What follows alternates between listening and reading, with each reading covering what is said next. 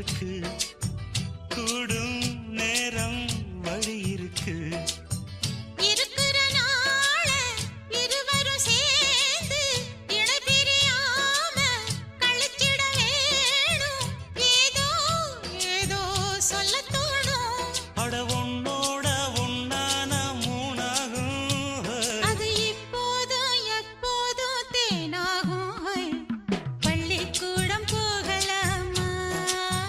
அதுக்கு புத்தகத்தை வாங்கலாமா எல்லோ